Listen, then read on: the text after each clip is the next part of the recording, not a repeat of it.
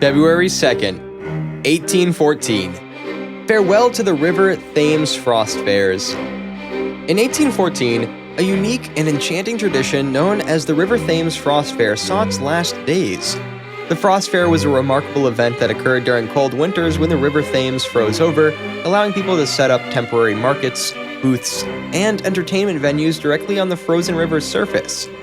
Those fairs were a testament to the resourcefulness and spirit of Londoners who turned adversity into celebration during freezing times. 1848. The Treaty of Guadalupe Hidalgo. Conclusion of the Mexican-American War. In 1848, a defining moment in the aftermath of the Mexican-American War arrived with the signing of the Treaty of Guadalupe Hidalgo. This treaty marked the conclusion of a conflict between Mexico and the United States, resulting in Mexico ceding to a significant portion of its territory to the United States. The Treaty of Guadalupe Hidalgo had a far-reaching implication, shaping the geography and history of both nations. 1850. Conflict in Fort Utah. Brigham Young and the Timpanogos. In 1850, tensions escalated as Brigham Young, the leader of the Latter-day Saints, declared war on the Timpanogos, Native American tribe.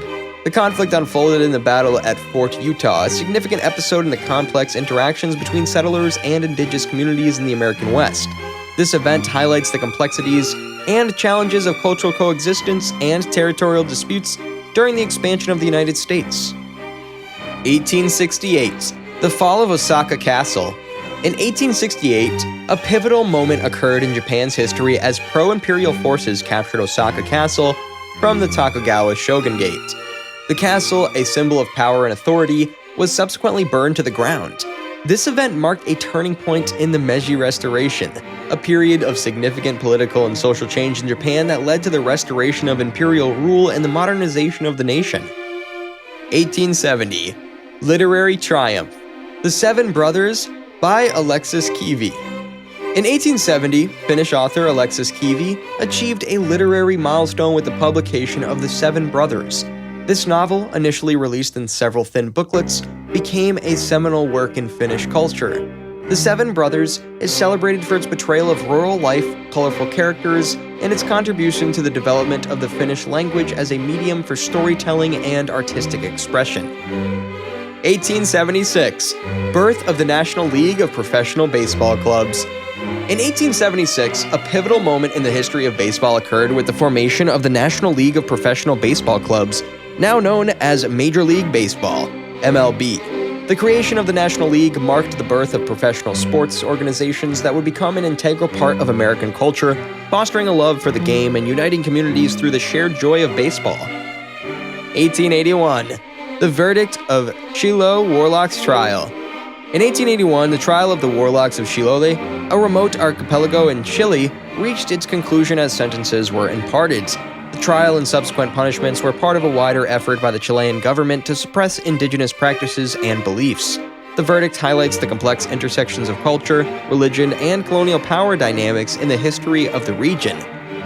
1887. The inauguration of Groundhog Day.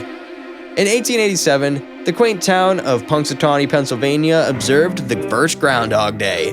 This tradition involves the groundhog emerging from its burrow and predicting the weather based on whether it sees its shadow. Groundhog Day has become a charming and lighthearted annual event, reflecting humanity's age-old fascination with weather prediction and seasonal traditions. 1899. The decision to locate Australia's capital, Canberra's genesis. In 1899, the Australian Premiers Conference, convened in Melbourne, made a significant decision that would shape the nation's future: the location of Australia's capital city, Canberra. Positioned between the major cities of Sydney and Melbourne, Canberra's establishment as the capital reflected a desire for a neutral and centralized seat of government. This decision set the stage for the development of a purpose-built capital that would symbolize Australia's unity and identity.